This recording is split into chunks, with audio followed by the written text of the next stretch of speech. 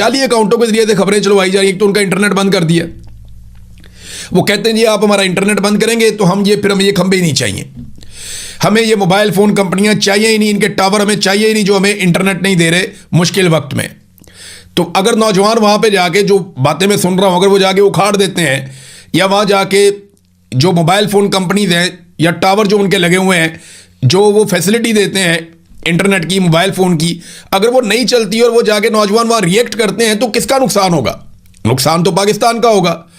और कश्मीरियों के पास दूसरा ऑप्शन ही कोई नहीं है। वो कहते हैं जी हम इनको पैसे देते हैं, ये हमारा जब दिल करता है मोबाइल बंद कर देते हैं, एक इनको टेलीफोन कॉल जाती है ये मोबाइल बंद कर देते हैं, इंटरनेट बंद कर देते हैं। किसी भी अदालत में हम जाएं कोई अदालत हमारी बात ही नहीं सुनती। यहां दुनिया के किसी मुल्क में ऐसा नहीं होता कि आप इंटरनेट और मोबाइल फोन ही बंद कर दें। ये लॉ एंड ऑर्डर को कंट्रोल करने का कोई तरीका नहीं है। इन्होंने आसान तरीका समझा हुआ, लोगों का राब्ता खत्म कर दो। भाई लोगों का हक है कि वो आपस में एक दूसरे के साथ राब्ता करें, और पुरअमन एहतजाज करना भी पाकिस्तानियों का हक है, चाहे वो कश्मीरी है चाहे पाकिस्तानी है, उनको ये हक आपको देना पड़ेगा। जब आप कश्मीर मकबूजा कश्मीर में आप कहते हैं कि उनको पुरअमन एहतजाज का हक है, तो फिर क्या आज़ाद कश्मीर में लोगों को पुरअमन एहतजाज का हक नहीं है?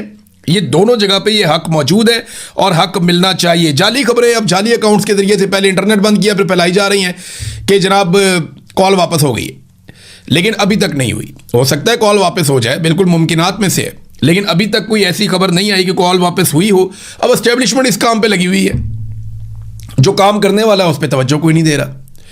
इस वक्त पाकिस्तान के वो दरिया जो इंडिया से आते हैं मकबूजा कश्मीर में से, वो खुश्क पड़े हुए हैं। आप दरियाए झेलम को जाकर देख लें, दरियाए चनाब को जाकर देख लें। इंडिया ने हमारा पानी रोका हुआ है। जिस वक्त हमारी जमीनों को जरूरत है उस वक्त उन्होंने पानी रोका हुआ है, और जब सैलाब आएगा तो आप देखिएगा वो धड़ाधड़ पानी छोड़ देंगे और सैलाब के अंदर लोगों को डुबो देंगे। यानी हमारी किस्मत में क्या रह गया कि जब उनका दिल करेगा सैलाब आएगा वो हमें डुबो देंगे। या तो सैलाब है या सूखा है, इसके अलावा कुछ नहीं है। तो पाकिस्तान के पानियों पे कब्जा हो रहा है, उसका जवाब कोई नहीं दे रहा।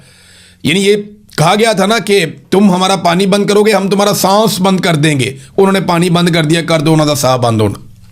अब जब सवाल किया वहां पे मीडिया ने DGISPR से, तो उन्होंने कहा ये तो हुकूमत का काम है, मेरा काम ही नहीं है।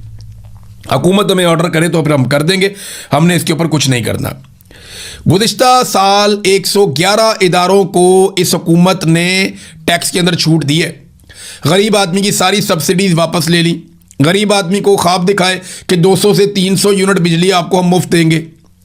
200 से 300 यूनिट बिजली मुफ्त देने की बजाय बिजली की कीमत ही 4 गुना ज़्यादा कर दी। हालात इन्होंने ये कर दिए हैं कि गुज़िश्ता 2 सालों में जो बैरूनी सरमायाकारी पाकिस्तान में आती है वो 82% मजीद कम हो गई है। ये मोहम्मद जुबैर साहब ने डाटा दिया और वो सरकारी डाटा में से बता रहे थे। तो गुज़िश्ता 2 सालों में ये मुकाबला उनके अपने 2 सालों के साथ है, इमरान खान के दौर से नहीं है। तो 82% जब से ये हुकूमत बनी है तब से लेकर अब तक 82% गैर मुल्की सरमायाकारी मजीद कम हो गई है। और 111 इदारों को इन्होंने टैक्स में छूट दी। और ये इदारे कौन से? बड़े बड़े इदारे हैं जिनके बड़े बड़े नाम हैं। गरीबों से निचोड़ रहे हैं, उनको निचोड़ के उनका खून चूस रहे हैं।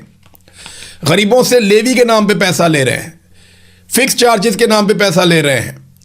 बिल आप पकड़ लेते हैं तो कितनी लंबी लिस्ट होती है, ये चार्ज वो चार्ज, कितना पैसा गरीबों से ले रहे हैं। और फौजी फाउंडेशन के तमाम इदारों से टैक्स में छूट उनको दी गई है। ये सनाउल्लाह खान साहब ने सवाल पूछा वहां पे वजीर खजाना से, और उनके पास का क्या जवाब होगा? यानी फौजी फाउंडेशन के इदारे आप जानते हैं क्या, उनको जो है टैक्स छूट दी गई है, और कई इदारों को दी गई है जो बहुत पैसा बना लेते हैं। तो नाज़रीन ये है पाकिस्तान की ओवरऑल सूरत हाल। आज़ाद कश्मीर में मैं फिर ये बात कहूँगा कि पाकिस्तान की मिलिट्री एस्टेब्लिशमेंट को ये ज़िद छोड़ देनी चाहिए, वहाँ के लोगों की बात सुननी चाहिए, वहाँ की हुकूमत वहाँ के लोगों को बनाने का मौका देना चाहिए, और गिलगित बल्तिस्तान में भी लोगों को मौका देना चाहिए कि वो अपनी हुकूमत बनाने का फ़ैसला खुद करें, ना कि वहाँ पर ज़बरदस्ती एक रजीम मुसल्लत किया जाए। अब तक इतने, अपना ख्याल रखिएगा, अपने चैनल का भी। अल्लाह हाफ़िज़।